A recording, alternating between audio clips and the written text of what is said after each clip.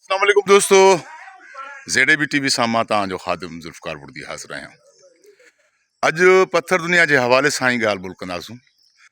पथर दुनिया जो हिकिड़ो किरदारु हुयो अजू। जबार, अजू, मजू इहे टई भाइर हूंदा आहिनि ऐं अजू जो जेको किरदारु अदा कयो हुयो उहो असांजो इंतिहाई बहितरीनु आर्टिस्ट, तमामु हिकिड़ो खिलणो मिलणो माण्हू, बहितरीनु दोस्त मरहूम नज़ीर लगारी अदा कयो हुयो। नज़ीर लगारी खे सरकारी जॉब हुई सिंध पुलिस में, ASI हुयो ऐं नज़ीर लगारी जेको हीउ किरदारु कयो उहो बाक़ाइदा चैलेंज तौरु क़बूलु करे कयो, छाकाणि त मीर आचर ऐं नंबरनि जे मुक़ाबले में जबार, अजू, मजू जेके हुआ, जेकी माना जेको ग्रुप हुयो उहो थोरो मतिलबु कमज़ोर लेवल जो हुयो, जंहिंखे सपोर्ट जेकी आहे उहा मिठल ख़ान जी हुई। त उनजे बावजूद बि माना हिकिड़ो किरदार सां बहितरीनु निभाउ करणु, माना मूंखे यादि आहे त हिन जो सीन हले पियो फायरिंग जो, त सतार लाड़ ऐं उमीद अली कलवड़ ऐं मरहूम नज़ीर लगारी आउटडोर में रिकॉर्डिंग हुजे, त पोइ फायरिंग कंदा भॼनि था न, त उन भॼण दौरान 2 चकर नज़ीर मरहूम जेको आहे उहो 2 चकर किरियो, बाक़ाइदा थाबड़ियो ऐं उहो उनजी एक्टिंग एॾी रियल हुई जो मतिलबु हुन पोइ बि उन पंहिंजे छा चवंदा आहिनि त धक खे महसूसु कोन कयो, पर उहो पंहिंजो सीन जेको आहे सो न पिक्चराइज़ कंदो रहियो। ऐं हिन जो पेयर ॾाढो मशहूरु थियो, अजू ऐं मजू जो। जबार हिननि जो वॾो हूंदो हुयो, पर अजू ऐं मजू जो पेयर ॾाढो मशहूरु हूंदो, छाकाणि त हीअ ॿई नौजवान ऐं जज़्बाती हूंदा हुआ ऐं हर वक़्तु जेको आहे सो छाकाणि माना पंहिंजे चइजे त पंहिंजे हक़ जे लाइ या पंहिंजे लाइ विढ़ांत कंदा हुआ।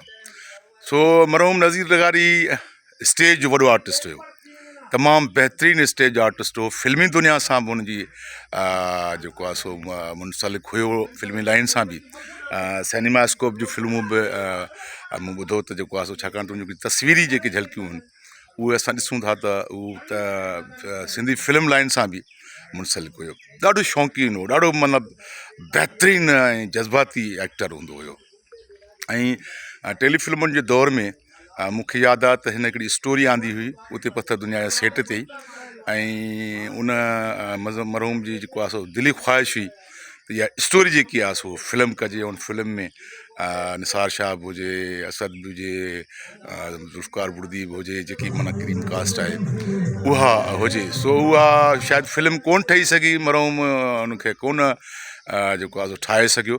इतफ़ाक़ इहो त हिन जी ड्यूटी जेकी आहे उहा गवर्नर सां लॻियल हुई, गवर्नर जो प्रोटोकॉल ऑफिसर हुयो, त पथर दुनिया जी रिकॉर्डिंग दौरान जेको आहे सो हिनखे इहे ड्यूटीज़ बि कंदो हुयो ऐं रिकॉर्डिंग बि कंदो हुयो। सो हिन जे करे जेको आहे सो हुन ॾाढो जेको आहे सो पंहिंजे छा चवंदा आहिनि हिकिड़ो कंजस्टेड वक़्त मां महदूद वक़्त मां जेको आहे वक़्तु कढी बि जेको आहे सो पंहिंजी रिकॉर्डिंग खे टाइम ॾींदो हुयो। ऐं बाई चांस इतफ़ाक़ इहो आहे त जॾहिं हिन जो आख़िरी वाइंडअप वारो सीन हलंदो आहे त हेॾे जेको ऑनियर TV ते हिन जो जेको आहे सो मरण जो सीन ऐं लाश जो सीन हलंदो आहे, ऐं बाई चांस मरहूम जेको आहे सो कराची में दहशतगर्दी जे वर चढ़ी वियो, उते शहीद थी वियो। ऐं उन ॾींहुं जंहिं ॾींहुं मरहूम नज़ीर लगारीअ जो लहद जेको आहे सो दफ़न थिए पियो, त हेॾे बि आख़िरी सीन जेको आहे वाइंडअप जो हले पियो। केॾो इतफ़ाक़ हुयो त ऑनियर जी तारीख़ बि साॻी हुई ऐं ज़िंदगी जी आख़िरी तारीख़ बि साॻी हुई। जीअं पंहिंजो सैयद मुनवर शाह जे हवाले सां, त साईं मुनवर शाह जे जेको कार्ड जी रिनोवेशन हुई, कार्ड जी आख़िरी तारीख़ हुई उहा बि 21 मई हुई, त ऐं साईं जो लाॾाण बि 21 मई ते थियो। इहो बसि हसीन इतफ़ाक़ रब साईं इहे इतफ़ाक़ करे वठंदो आहे त नज़ीर मरहूम जो जेको मरण जो ॾींहुं ऐं पंहिंजो ड्रामे जी आख़िरी माना आख़िरी सीन जेको आहे उहो ॾींहुं बि सेम हो। सो मरहूम नज़ीर लगारी ॾाढो बहितरीनु अदाकार हो, पंहिंजे किरदार सां वॾो निभाउ कंदो हो, दोस्तनि यारनि सां बहितरीनु हलंदो हुयो। असांजी दुआ आहे त मरहूम नज़ीर लगारी जे रूह खे अलाह साईं जंहिं ते बि जॻह ॾिए, ऐं काश अहिड़ा अदाकार जेके असांखां विछड़ी विया आहिनि उहे हिन वक़्तु हुजनि हा, जीअं लाला अब्दुल हुसैन सारियो आहे या मरहूम नज़ीर लगारी आहे, ग़ुलाम हुसैन ॾेपर आहे, त हीअ असांजी जेकी फिल्म लाइन आहे या असांजो ड्रामा लाइन आहे उहो अञा बि बहितरीन ऐं सूहंदड़ हुजे हा। सो इनशाला वरी कंहिं ॿिए व्लॉग सां तव्हां सां गॾु हूंदासीं। Thank U.